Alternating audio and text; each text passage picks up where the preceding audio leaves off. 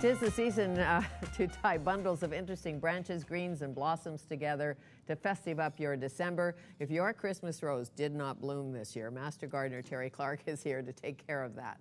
She is the former communications coordinator for the Vancouver Park Board, one of the saviors of the Bloedel Conservatory, and an avid master gardener and garden lover. It is my pleasure to welcome Terri Clark back to Studio 4 to tell and show us more. Fanny, so wonderful to see you again. again. Nice to see you. Merry Christmas, happy holidays, season's greetings, all of the above. Exactly. We've got lots of stuff here to sure go through. do. I thought first, you know, it's always interesting. There's a big lull at the nursery between sort of end of October and beginning of December, and then people go back because they're getting a Christmas tree and greens and things for their houses, but also they're looking for special little plants for the gardeners in their lives. And I went down to Southlands, our friend Thomas Hobbs, who helped me save, not just me, but a whole group of us save the Bloedel Conservatory, and he said, take a couple of these because these are wonderful. This, of course, you know. I think you know what this is. I do. It's a Helleborus. Excellent. See, very good. I'm getting better. And this is called... I love Helleborus. Well, they're wonderful. And they come in black and purple and white, but this is very Christmassy. This is a very Christmassy one because this is an earlier one. This is called the Christmas rose, its common name, because it starts blooming very early, usually in January. This is obviously fresh from the nursery or from the greenhouses. Right. And it blooms probably until the middle of February. And the nice thing about this particular hellebore, the Christmas rose, is that they bloom facing up. Because you know how a lot of hellebores kind of bloom down, and you need them to be elevated. It's nothing you've done. It's nothing you've done. And a little tip right now for people who have all kinds of hellebores coming up and they have really botrytis-y looking leaves, cut all those leaves off right now, and they will produce beautiful new leaves, but you'll see the flowers first. And that will last in the cold on the deck?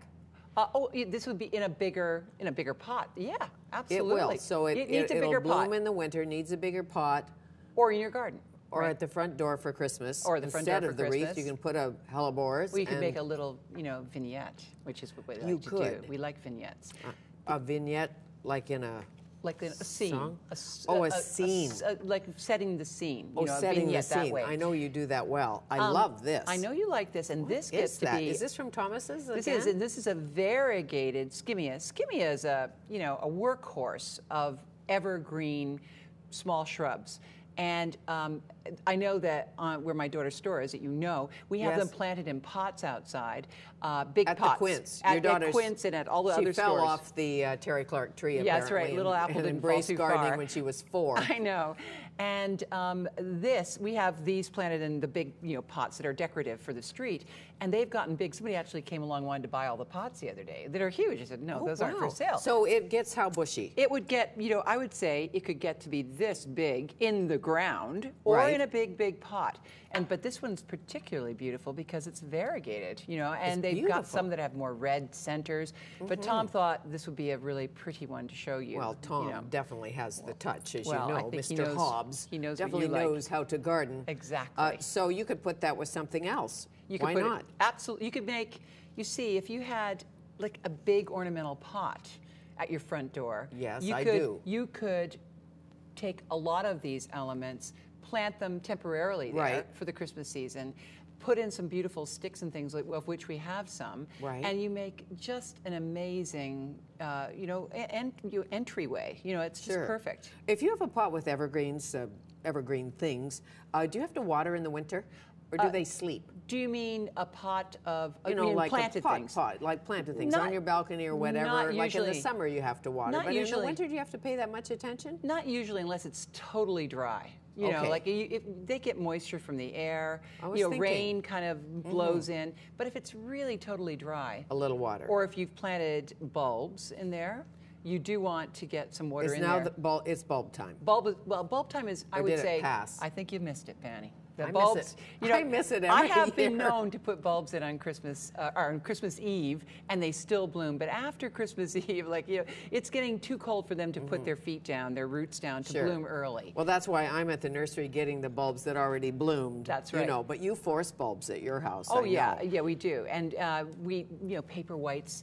amaryllis at this time of year. Oh, amaryllis, beautiful. so beautiful. And you can start an amaryllis now, even though it takes something like 6 weeks. It doesn't matter. There's nothing more wonderful than having it in January and February. Now, I have everything at the month of December is nice, but it's lovely to have something in the coldest month. Sure. You know, I was at the Swanee Tiffany lunch at the Georgia. Oh. And they had these beautiful big white, what are those called again? Amaryllis. Amaryllis, yes. Were they cut? Yes. Oh, they're fantastic. Cut, and they were they were cut short, and so they had like 5 in a small glass container. Beautiful. They are a stunning. little bit this kind of effect, a little bit. How do you what do you think of that? Jessica think Clark that's from Quince, my gorgeous. daughter, not to promote her, but she. Well, go ahead. You're the mother. It's Christmas. It's Christmas, and we wanted to have other things besides just cut things. Right. But she said this is something somebody could do at home.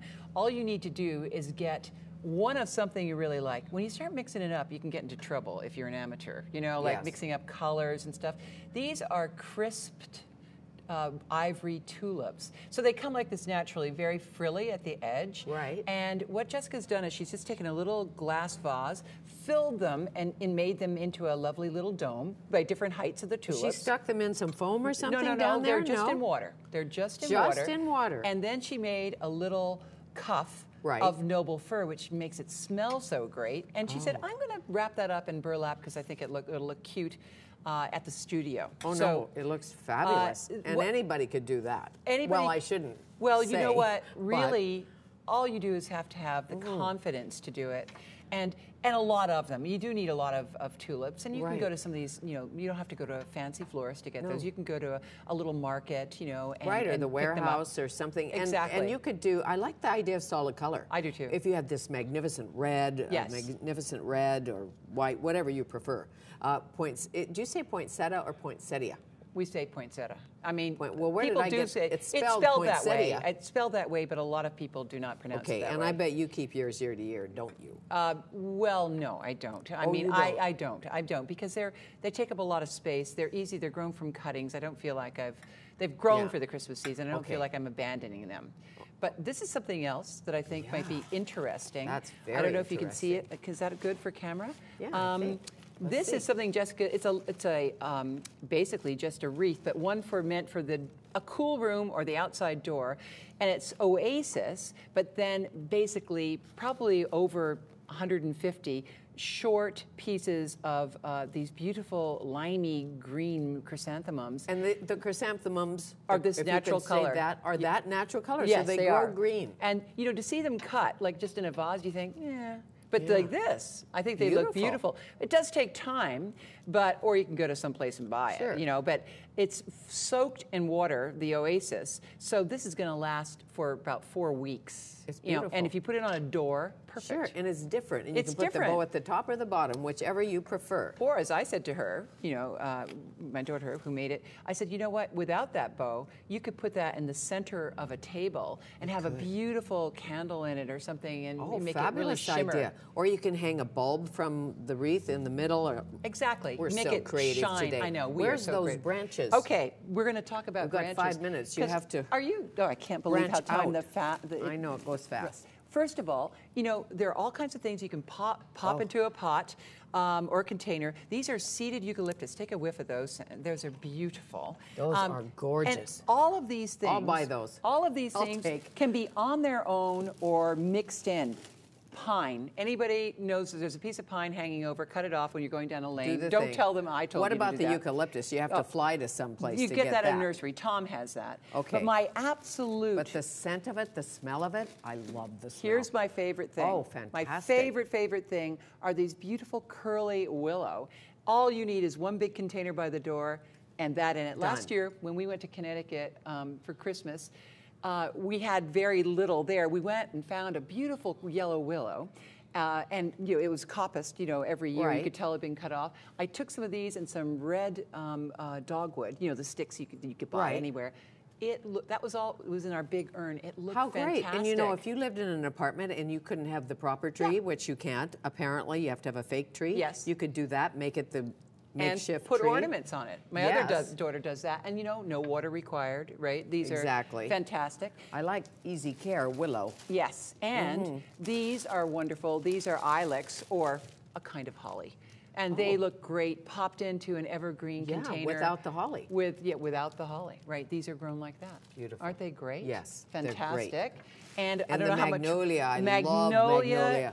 The most wonderful thing about magnolia, you can make wreaths out of these by putting them flat like this. But isn't that the nice thing about it? It's so gorgeous. And I had a magnolia wreath one year on the door. So gorgeous. Oh, they are beautiful. It cost a little more than the it costs, pine wreath. That's right. And just like I put on my wreath, I just have a simple green, evergreen noble wreath, but I put on these beautiful rose hips. And, you know, little bunches all along it and a beautiful bow. You don't need a lot, you know, to make a beautiful thing. And then, of course, our friend Mary had this in her garden. You and I both knew this beautiful variegated holly. The late Mary Stewart. She had one of the most beautiful gardens in this city. And she would like to tell you she was not a master gardener. She was a gardener down to her green fingertips. Yes, she was. Yes, she was. And she was a big player at Van Dusen Gardens. They're having a festival of lights, I know. Starting tonight? Starting tonight. We're lighting up the big Shaw tree tonight. I know. At the I saw plaza. it down there. Wonderful. Lots of fun. Rick Hansen's going to pull the switch, apparently. I love Rick Hansen. I know, I do too. He's and they're going to have choirs. It'll be so wonderful. spectacular. And Blodell Conservatory. Yeah, when is that? That tonight? That starts tonight. The Our Jewel Box of Lights. And, you know, as you know, we saved the conservatory about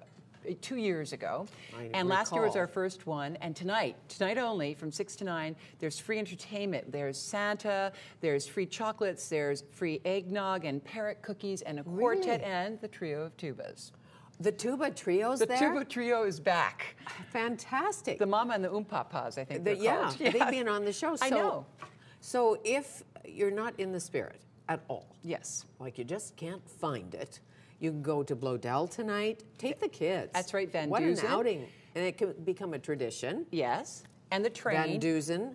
And the train, of course, around Stanley Park, and the tree. And you can pick up, if you go to those 3 locations we mentioned, I think if you buy a ticket for one, you get a free coupon that you can go 2 for 1 to Van Dusen or Blodell. Really? So that's a really good thing. That is a really good thing. But I know you have family tradition. Everybody seems to have some family tradition that they always remember. That's right. And it's warm in the conservatory. It's going to be very cold tonight.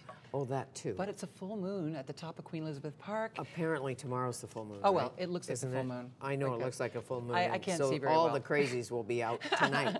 Great. Okay. Celebrating Christmas. How lovely to see you. Wonderful to see you, This is so gorgeous. Please keep this for the studio. Really? And yes. Fantastic. And it's too good. It's just very pretty, isn't it? Yeah, that it's daughter very of nice. yours at that Quince, she's good at what she does. I've been very lucky with those girls, that's for sure. No kidding. Where's the other one? The other one is an event producer.